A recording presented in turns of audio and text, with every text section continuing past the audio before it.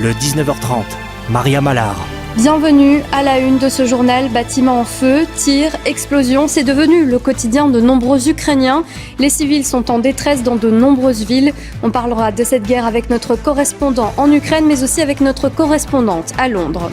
Et cette invasion de l'Ukraine, elle met en colère de nombreux Russes. Ils manifestent en Russie malgré les interdits, mais déjà 11 000 personnes ont été arrêtées pour avoir manifesté leur opposition. En guise de soutien aux Ukrainiens, des carillons ont résonné à travers le monde ce week-end, et notamment à Mons, où l'hymne national ukrainien a résonné au cœur de la cité du Doudou. Dès demain, quasi plus de masques, plus de Covid Safety Kit et plus de jauges. Une page se tourne avec le passage du baromètre en code jaune. On reviendra sur ces 2 années de crise sanitaire dans ce journal. Et puis à Liège aussi, c'est une page qui se tourne. Le site sidérurgique de Chertal va être démantelé. On reviendra sur son histoire.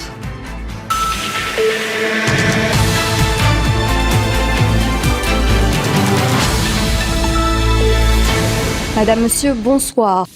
À suivre dans ce journal, 2,5 millions de protections périodiques distribuées au public fragilisé en Wallonie. Un projet pilote sera lancé en avril avec en toile de fond ce chiffre, une femme sur 3 n'a pas les moyens de s'acheter ces protections périodiques.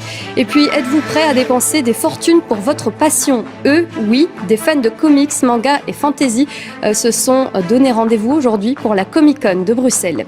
Et on peut le dire, c'est une équipe qui a remporté la première étape de Paris-Nice. Aujourd'hui, 3 coureurs de Jumbo sont arrivés en tête. Et puisqu'on est en France, l'équipe a choisi de faire gagner le Français, Laporte.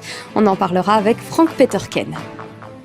Et c'est quasi la fin de ce journal. Vous retrouvez ce soir votre série Pandore après la météo de Caroline de Sogne. Mais ne partez pas tout de suite, je vous propose de nous quitter sur ces images. Elles nous viennent de Bouges, dans la région de Namur. Une tradition qui a plus de 1000 ans. Le grand feu de Bouges marque la fin des vacances de carnaval. Il marque aussi la fin de l'hiver et le début du printemps. Je vous souhaite une excellente soirée sur La Une.